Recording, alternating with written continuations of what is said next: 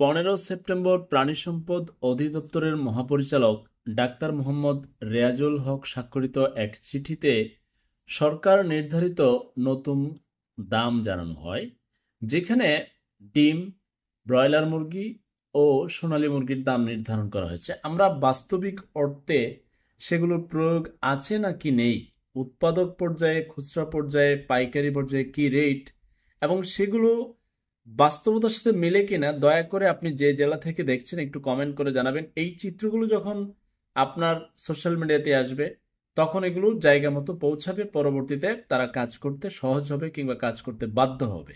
আমরা একটু জানার চেষ্টা করি। তারা যেই চিঠি দিয়েছে সেখানে উল্লেখ করেছে ডিম উৎপাদক পর্যায়ে দাম হচ্ছে 10 টাকা 58 পয়সা প্রতি পিস, পাইকারি পর্যায়ে 11 টাকা 1 পয়সা, খুচরা পর্যায়ে মানে আম জনতা পাবে প্রতি পিস ডিম 11 টাকা 87 পয়সা। এখানে আপনার 48 টাকা পড়ে এক হালি ডিমের দাম, কিন্তু আপনি দোকানে যাবেন তখন দেখবেন 52 থেকে 55। বাস্তবিক অর্থে এখানে সরকার বলছে 48 টাকা হালি বিক্রি করার জন্য, কিন্তু জনগণ কিন্তু সেটাতে পাবেন না। এরপরও আপনারা আপনাদের এলাকার দামটা জানাবেন। সোনালী মুরগি উৎপাদক পর্যায়ে বলছে 260 টাকা 78 পয়সা, পাইকারি পর্যায়ে 264.57 পয়সা, খুচরা পর্যায়ে 269.64 পয়সা। এখন এটা কি ঠিক আছে কিনা, আপনি যখন কিনতে যান সোনালী মুরগি সেটা একটু দয়া করে কমেন্ট করবেন। আর একটা কথা বলে রাখি, সত্যিকারের সোনালী মুরগি কিন্তু আপনি পান না। এগুলো আপনার বিভিন্ন জাতের কালার বাট, সেসু, এই টাইপের কয়েকটা মুরগি আছে যেগুলো নিম্নমানের, সত্যিকারের সোনালী মুরগি না। কিন্তু ওই সেসু আর কালার বাট সোনালী মুরগি বলে চালিয়ে দেয়। এটা একেবারে গভীরের তত্ত্ব, নিশ্চিত হয়ে আপনাকে বলছি। জিজ্ঞেস করবেন যে সেসু দেন নাকি, সেসু দিয়ে জনগণের শেষে আর কি। আচ্ছা, এবার আমরা আছি ব্রয়লার মুরগি।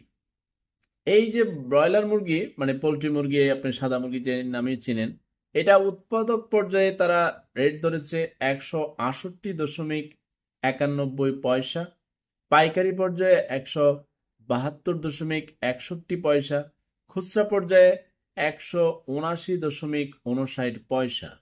এখানে একটা মারাত্মক পর্যায়ের বিপর্যয় আনবে বাজারে, কারণ এই মুহূর্তে বাজারে 170 টাকা দিয়ে 1 কেজি ব্রয়লার মুরগি পাওয়া যাচ্ছে খুচরা পর্যায়ে, কিন্তু সরকার বলছে না 179.59 টাকা। এখন তারা এইগুলো নির্ধারণ করছে কিভাবে? এখানে 10 টাকা ওনারা নিজেরাই বাড়াই দিছে।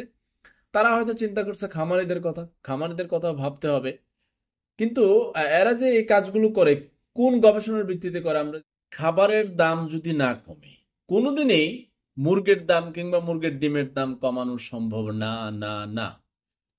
এই যে এই অফিসগুলো, ভোক্তা অধিকার সহ এই প্রাণী সম্পদ বলেন যত কিছু আছে, তারা কখনো এই পোলট্রি ফিড যেগুলো মানে মুরগির খাবার, ওই জায়গায় যে একটা 1400 টাকার বস্তা কেন 3600 টাকা দিয়ে কিনতে হয়, আর সত্যিকার অর্থে এত দাম বাড়বে কিনা সেটা না দেখে তারা বারবার এদিক দিয়ে আসতেছে, মুরগির দাম কমান, ডিমের দাম কমান।